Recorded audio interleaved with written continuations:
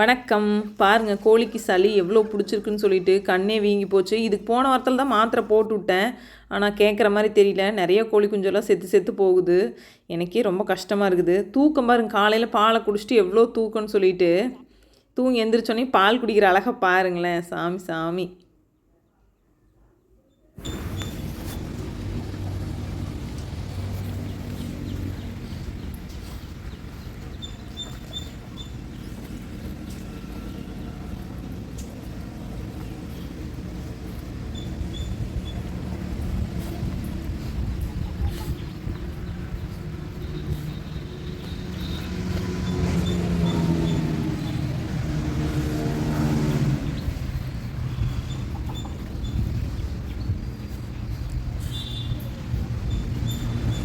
என்ன விளையாட்டுதுன்னு எனக்கும் தெரில.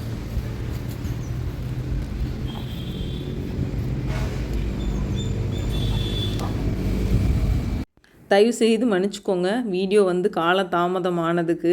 ஷார்ட்ஸ் போடுறதே தம்பி நீங்கள் வீடியோ கேட்டீங்க, நான் சனிக்கிழமை போடுறேன் அப்படின்னு சொன்ன ஒரே காரணத்துக்காக தான் நான் ஷார்ட்ஸ் ரெடி பண்ணியிருக்கேன்.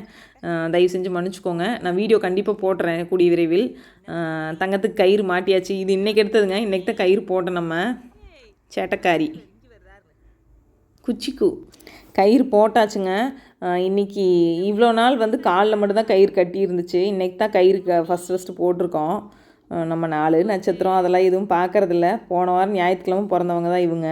இப்போ தாங்க கொஞ்சம் பெருசாக தெரியுறா. ஒரு 7 நாளில் பிறந்தோடனே ரொம்ப குட்டியாக அழகாக மான் குட்டி மாதிரியே இருந்தது. நிஜமாக எனக்கு மான் பார்க்குற மாதிரியே இருந்தது. தலையீத்து கெடாரி அப்படிங்கிறதுனால குட்டியாக தெரிஞ்சிருக்குமோ என்னமோ எனக்கு தெரியல. மூஞ்சியெல்லாம் ரொம்ப சின்னதாக, காதெல்லாம் வளர்த்தியாக, குச்சி ஆட்ட, வால் வளர்த்தியாக சூப்பராக இருந்துச்சு. வீடியோ முடிஞ்ச வரைக்கும் சீக்கிரமாக எடிட் பண்ண போட பார்க்குறேன்.